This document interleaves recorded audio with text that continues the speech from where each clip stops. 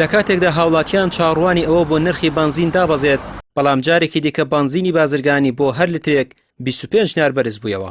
بەپێی یاسای بودجە پێویست بۆ عێراق بنزینی پشگیریکراو بۆ هەرێم دابین بکات بە نرخی 450 دینار، بەڵام دەوترێت هەرێم پابەندی یاسای بودجە نەبووە و یەک لتر نەوتی ڕادەسی عێراق نەکردووە و خۆی بە قاچاق بە ڕێگەی تەنکەر دەیفرۆشێت.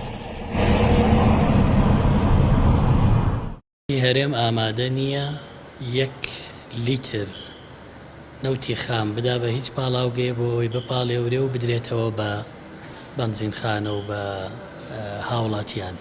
حکوومەتی هەرێم ئەوەشی ئەیدا بە پاڵاوگەکان بۆ خۆی بە تیجاری فرۆشێتەوە لە بازاڕە بە نرخی بازرگانی.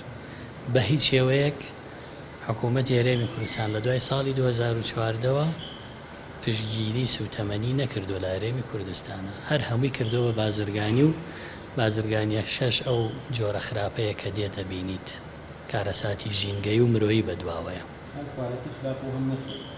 بەڵێ ئەوەی کە لە هەرێمی کوردستانە هەیە بنزین نییە وەکو شێوەیەکی ستاندارد، ئەوەی کە هەیە هەر هەمووی مادەی باشکەری بنزین و تێکەڵکردنی لەگەڵ نەفتا و لەگەڵ کۆمەڵێک مادەی ترا چ گاز چ بنزین هیچی ئەو ستانداردە نییە کە هەیە، هەمووی دروستکراوی ناوخۆیە و مەترسیشی لەسەر ژیانی هەمومانەیە. حکومەتی ماوەبەسەرچووی هەرێم زۆربەی کەرتەگشتیەکانی کردووە بە بازرگانی و بنزینی شەروایە. کەسانی دەستڕۆشتوو دەوترێت لە پشتی بابەتی سوتەمەنیەوەن و نەوت و سوتەمەنیەکە هی خۆیانە و بە ناوی بازرگانیەوە بە بازرگانەکان دەدرێت و بە خەڵکی دەفرۆشێتەوە.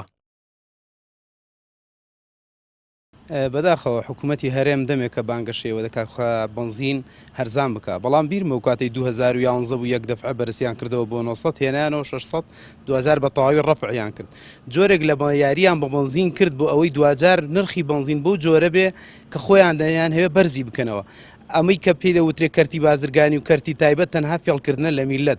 ئەگەنا دەبینین بە هەموو موادێکی حکوومەت بە سەرمایە حکوومەت ئەم بنزینە بەرهەم دەهێنرێ پاڵەفتە دەکرێت بە ناوی کەرتی تایبەت و کەرتی بازرگانیەوە بە خەڵک دەفرۆشێتەوە. بەڕاستی جێگەی داخە دەبینین ئێمە کە لە ساڵانی ڕابردووە وعدی ئەوە دەدرێت کە بنزین هەرزان بکرێت، بەڵام بەداخەوە ڕۆژ بە ڕۆژ نرخی بنزین نەکدانا بەزێ بەڵکو بەرز دەکرێتەوە. ئەمەش ڕوونەکە ینی کە کەسانێکی لە پشتەوەیە مەسلحەتی ئەویان لەوەدایە کە بتوانن دینارێکی زیاتر داهاتێکی زیاتر لە میلەت بکێشنەوە.